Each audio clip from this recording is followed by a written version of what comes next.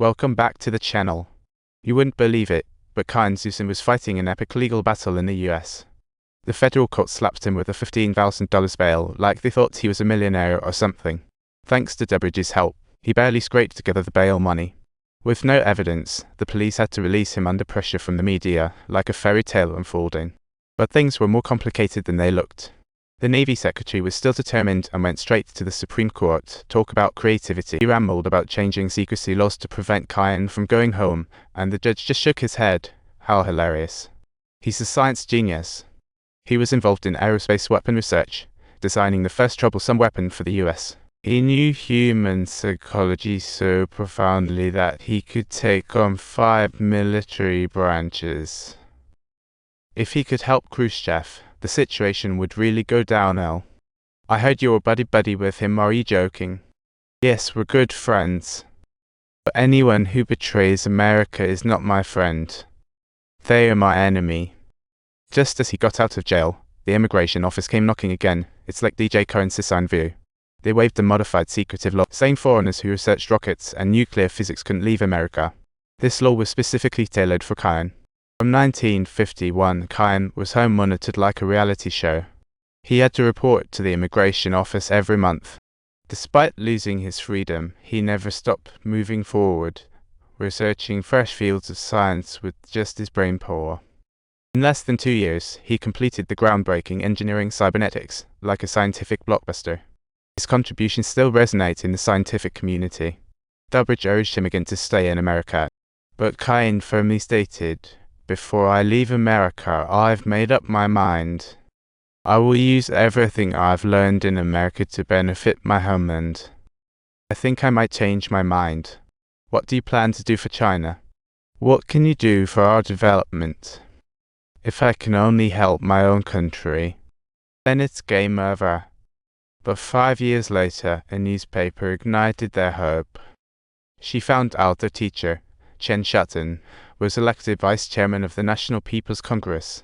They promptly penned a letter detailing their experiences. The letter was like an express delivery, traveling through multiple countries until it landed with Premier Xu and Chairman Mao. After hearing their story, Chairman Mao decisively freed captives in exchange for Qian's freedom. At that time, training a pilot was worth a golden statue of equal size. The country publicly revealed the SOS letter on the world stage, forcing the US to lift the travel ban on him. The night before Qian's return, the Navy Secretary still stubbornly visited him, poor fellow. He said, keep working on jet research, even inviting him to the top-secret Air Force project. Talk about sincerity. However, Xuesen's heart had already soared back to his homeland. All he desired was to dedicate everything to the new China. In my country, I can do anything, even peel the apples. On the way back, a reporter kept pestering him in English about why he wasn't going to Taiwan or the Kildree. Subtitle: Qian ignored him, but the reporter just wouldn't give up. Talk about true persistence. Since you're Chinese, you should ask another Chinese person in Chinese, not English. They finally set out on their journey home. But the crisis was just beginning. While boarding, his wife Jianying received word that they'd passed through a not-so-safe area. A spy plane could be lurking there, and Jianying was ready to make the ultimate sacrifice to protect Qian. Fortunately, they made it back to their homeland safely.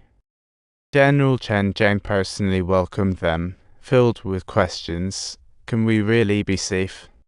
He thought, if Americans can get out, we Chinese aren't lacking in brains.